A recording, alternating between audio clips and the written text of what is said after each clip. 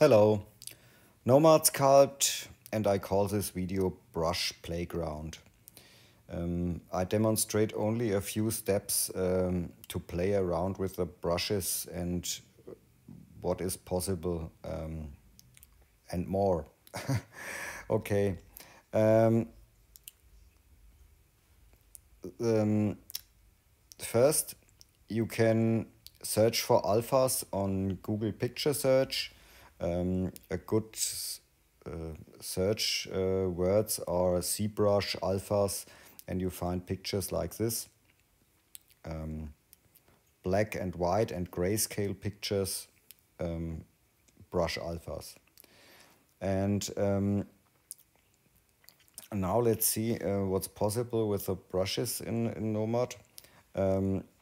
This is our test object, a sphere, and the resolution is at the moment very low. It's important to know you can adjust almost every brush, the clay brush, the mask, the move tool, the drag tool, the crease tool, smooth tool is adjustable, brush tool is also flatten, and smudge tool is adjustable. Trim I don't know at the moment. Stamp tool, paint tool is adjustable. Layer tool, inflate, nudge, and yes, you can test it. And a very important is when you play around with the brushes, to duplicate the brush, to keep the original settings. For example, we play around with the clay brush, press on it and clone the brush, and you can rename it and set it clay test. It appears at the bottom of the brush menu. Okay, and the second important thing is this is a normal clay brush, and I bring the intensity to 100%. And now when we brush here, sorry, it's on sub, you see this, and when you use alphas, this is a blank alpha. When you use alphas, I change the alpha now. For example, I take this alpha and I brush here. You see not a big difference because you need more resolution on your wire.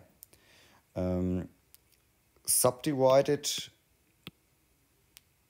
and then you have a high mesh. And now when I'm brushing with the same brush, this happens. And I change the alpha back to the default one. This is with the normal alpha, and this is the effect with the new alpha on a high resolution mesh. And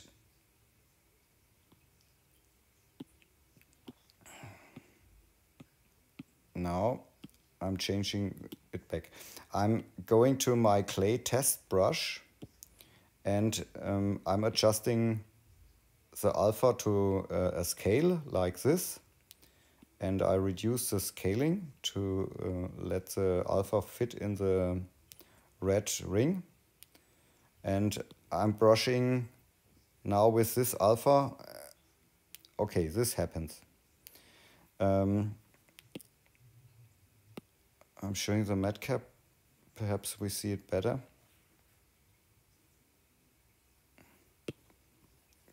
This is a brush with this alpha. And now we can adjust it a little bit more.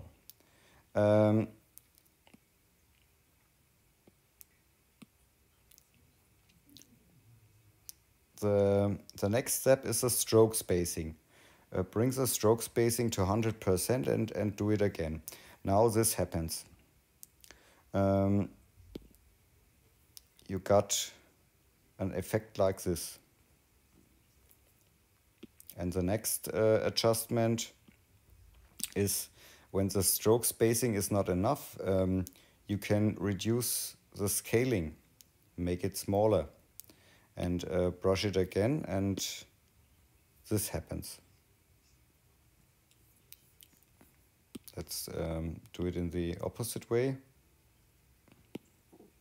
Now the scales overlap, and when you bring the scaling down, there's a space between. Okay, the next adjustment is the fall off. You can use a flat fall off, and then you get real sharp edges. And when you use a fall off like this, it smooths this out. Okay.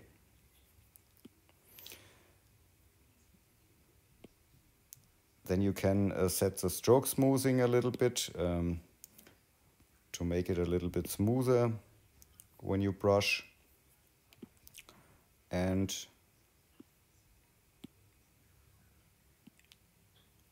you can adjust the scaling again.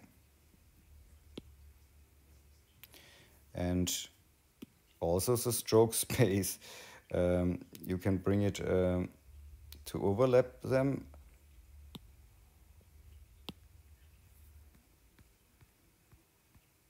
Okay, and increase the intensity, and now you get a stroke like this.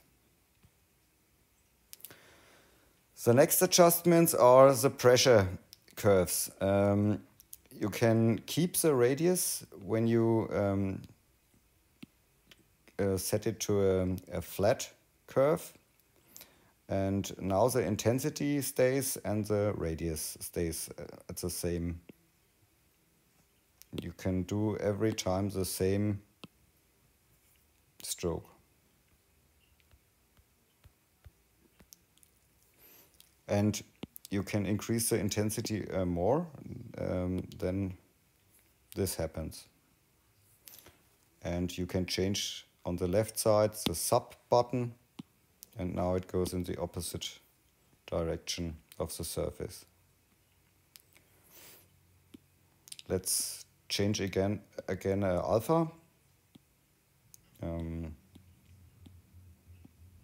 There are nice scales like this, and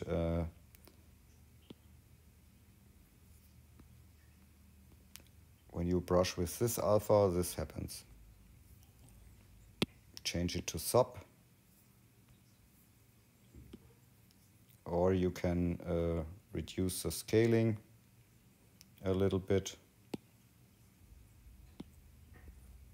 and you get such brush strokes.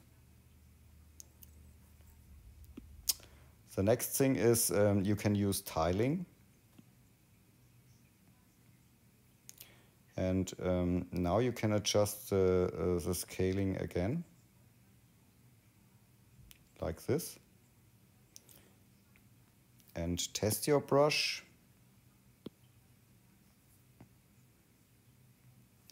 And with this fall off, this happens, and with a flat fall off, you get this. And for the tilings, the fall off like this is very useful. To create strokes like this. Okay, let's change the radius. You can use a curve like this, and now when you press very low, the scales are small, and when you press, the brush gets bigger. And the same is for the intensity. You can adjust it. You can create a custom curve. And now let's see what happens when you press harder or when you press very low.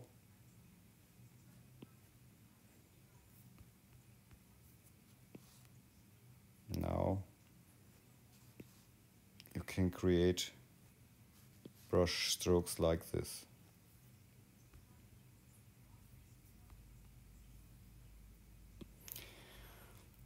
Okay. And when you're fine with your brush, the most important part is to save your brush settings. Yes, because when you restart Nomad, the settings are gone.